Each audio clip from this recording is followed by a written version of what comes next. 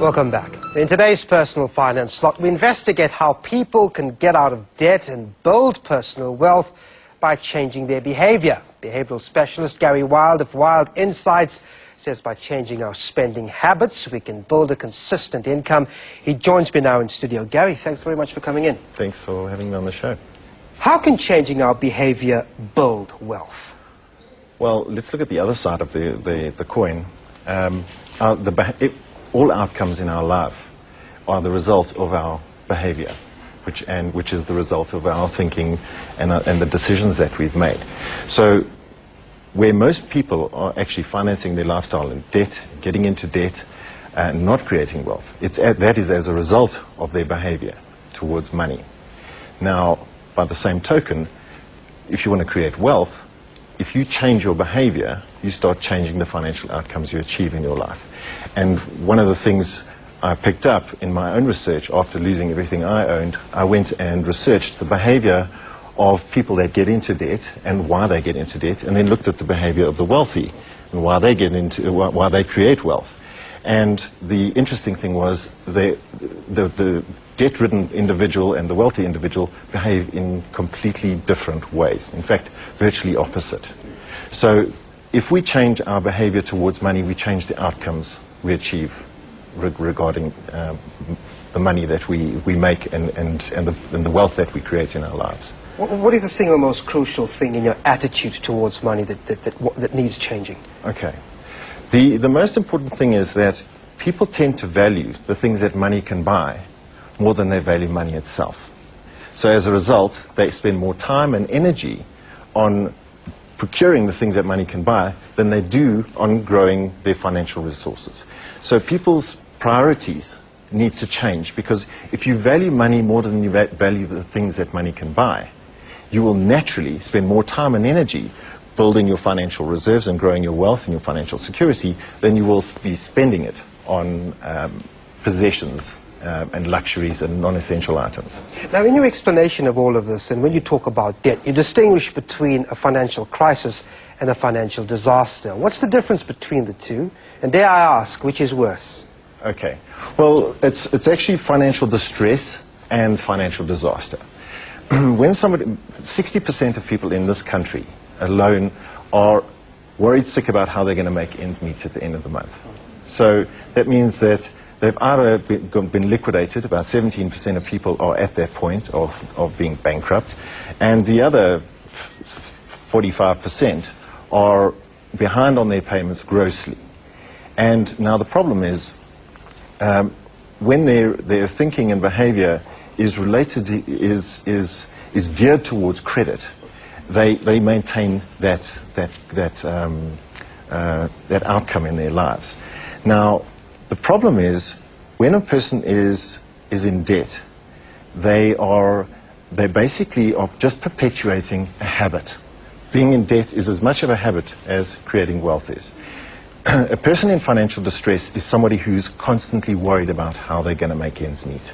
And that's the problem. The first person facing financial disaster is someone whose liquidation is imminent. They are literally worried about their personal financial security and how they're going to survive and have a roof over their head by the end of the month. So that's really the difference between the two. So what are the signs one should look out for when they are heading to this financial disaster that you talk about? I mean, is it easily noticeable?